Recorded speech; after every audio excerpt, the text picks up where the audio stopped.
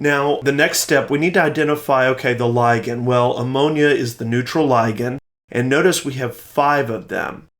And then there's also a chlorine ion in here. And again, chlorine, just like bromine, is in group 7. So there is a -1 charge right there.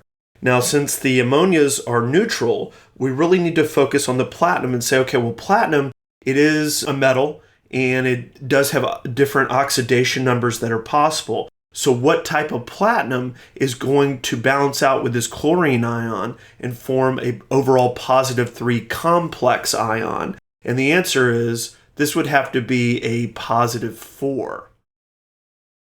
So in our naming, we got to make sure that we give credit here for this platinum having an oxidation number of 4.